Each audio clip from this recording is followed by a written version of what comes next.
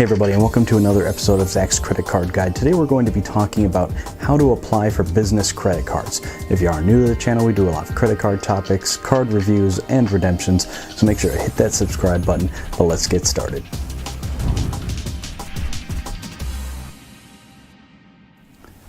So guys, what we're going to be talking about today is how to apply for business credit cards. It can be sort of a mysterious topic to a lot of folks who aren't familiar with it. So in this short video, we're going to be talking about what you need to know before applying for a new business credit card.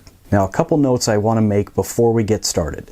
First is that you do not need to have a traditional kind of brick and mortar retail space or anything like that. You don't need to be doing anything that large of a scale to qualify for a business credit card.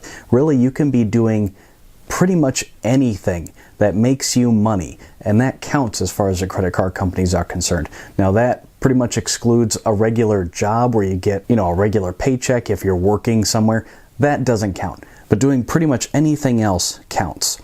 The second thing is do not lie on any application. I hope that goes without saying, but don't inflate anything. Basically, don't put anything on a credit card application that you could not justify if you needed to. Third is that using this procedure, I have applied for several business credit cards and always get approved. But that being said, this video is for educational purposes only. Please double check all information before relying on anything. I do try my best to provide you with the best information I can, but again, I'm just one data point, so make sure you do your research. Okay, so the first thing is who is eligible for business cards? Well, as I said briefly before, really anyone who's doing something on the side or working for yourself that makes you money that's not a traditional kind of W-2 job. Now, some common examples of that could be rideshare drivers, if you're a freelancer on Etsy or Fiverr, photographers, or even YouTube creators.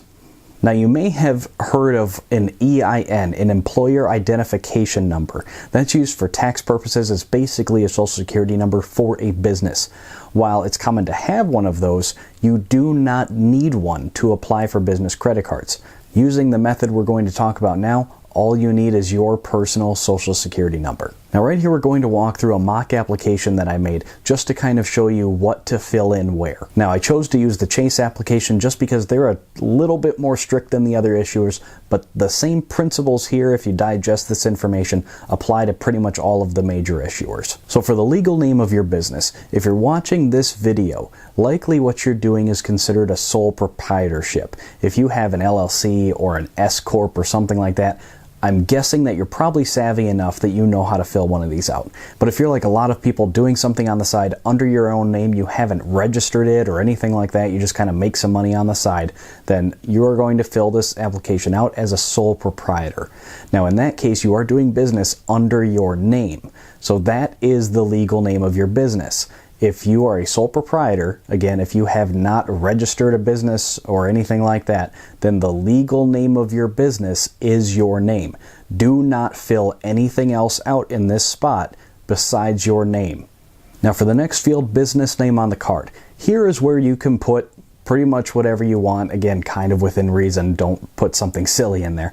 But this is where you can put, for example, Anderson Photography or your transportation company, something like that. Now, Chase specifically is going to just duplicate your legal business name, what you put in the last field. They're just going to put it on there again, so it's just going to say your name twice. That's a Chase thing. I think they're just erring on the cautious side as far as laws and things like that. So with Chase, it doesn't matter what you put in here. They're going to put your name again, so just put your name again.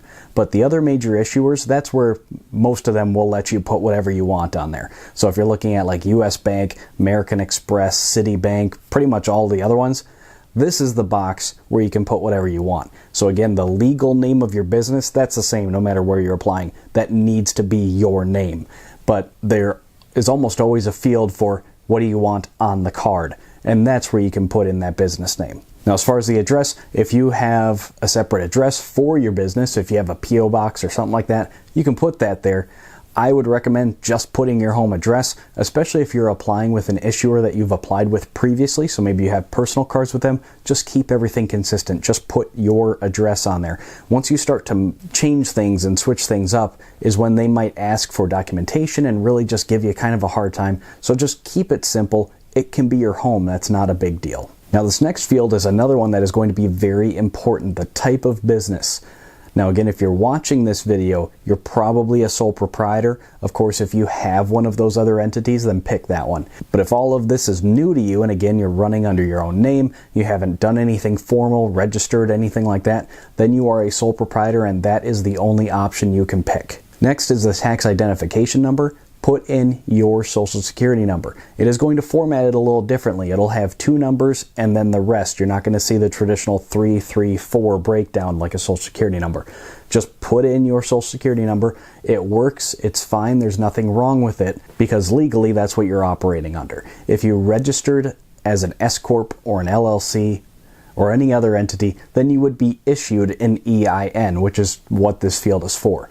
And that's what you would use. But because a sole proprietorship is a legal entity, there's nothing wrong with it, and it is a thing, but you use your social, and that's where you put it in, is in this box. Now for a lot of you, number of employees is going to be 1. You, that's fine, there's nothing wrong with that. Annual business revenue. You do not need to inflate this number, and again, you shouldn't.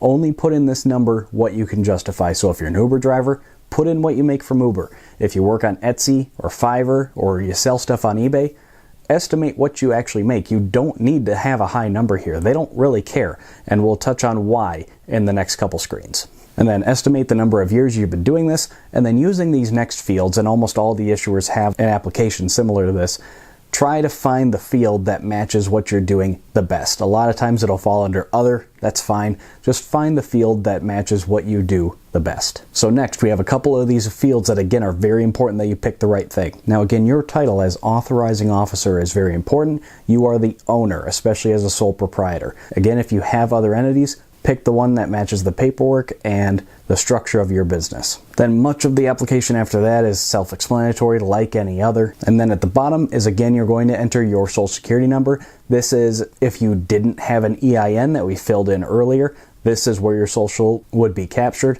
But if you're a sole proprietor, you're putting it in twice. The first field that we did, and then this one. And then the next field is your annual income, again, like any other credit card application. And just briefly, why are they asking these things?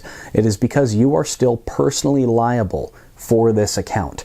So if you're setting this up for a business, that's fine, but you can't run up the card and then disappear and say, oh, the business went out of business or something like that. That's not how it works. You are still personally liable, so they are going to check your credit report to make sure that you're still eligible for this credit line. So all of these business applications are still subject to your credit worthiness like any other card. So now just some common questions and some things to know before you start applying for business credit cards. And again, I'm only touching on this because it's very important. What name should you use when filling out the application? So again, for the legal name of your business, if you are a sole proprietor, you have not registered anything, it is your name. As far as the name on the card, with the exception of Chase, you can put pretty much whatever you want. But again, as always, keep in mind that should you need to talk to reconsideration or have to justify the business to anyone, I would highly recommend only putting something in these fields that you could actually substantiate or justify.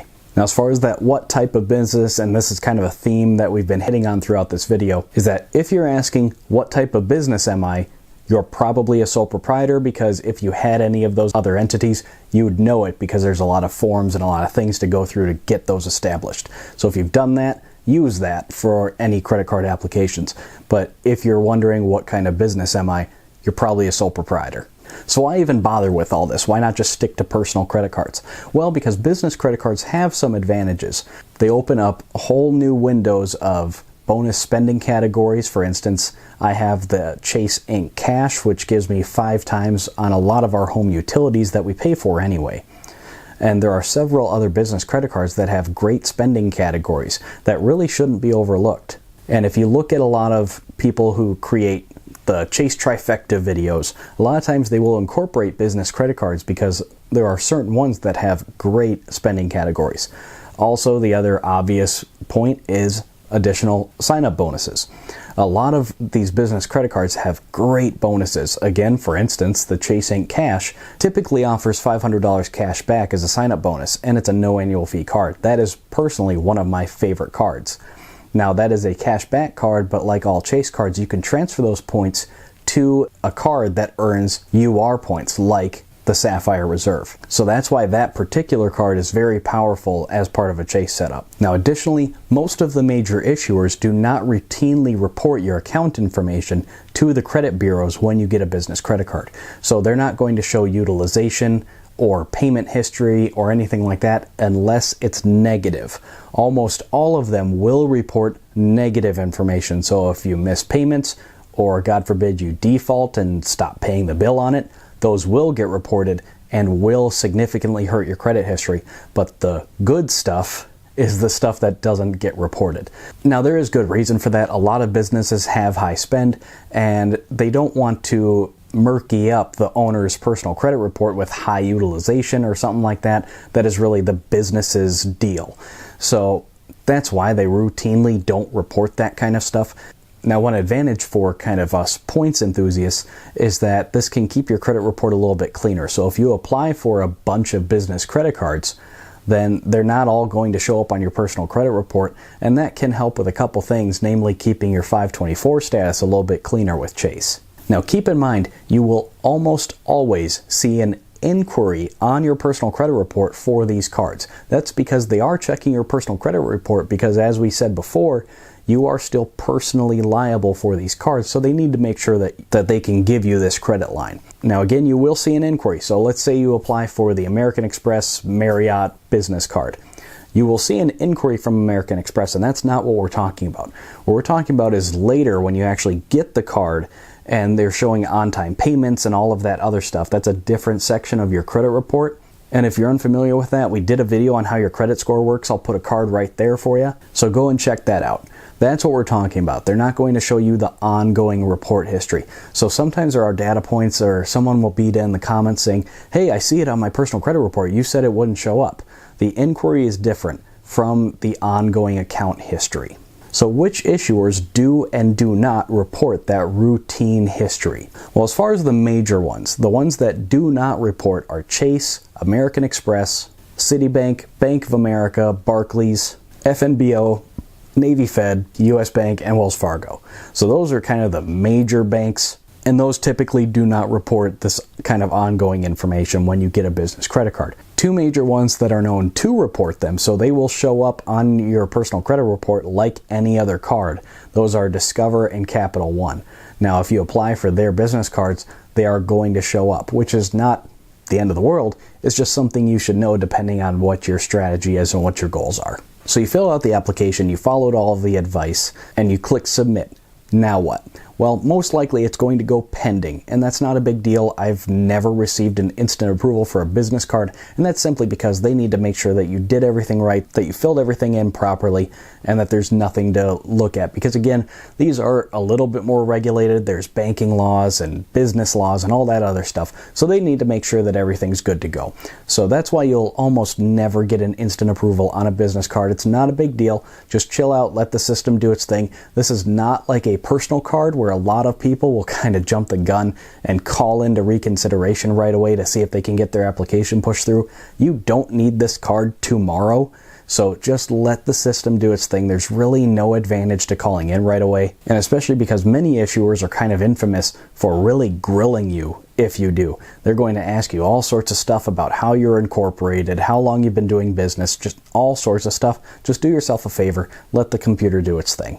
Now here's a chart that I have saved that has really helped me a lot. Now this is specific for Chase cards, so this is just a simple flow chart that can tell you what to do and probably what your application means depending on what status it's in. So go ahead and take a screenshot here, just crop me out of it unless you really want me in there. Otherwise, if you go to Google and just put in like Chase business card flow chart, it should show up and you can just save it directly on your device.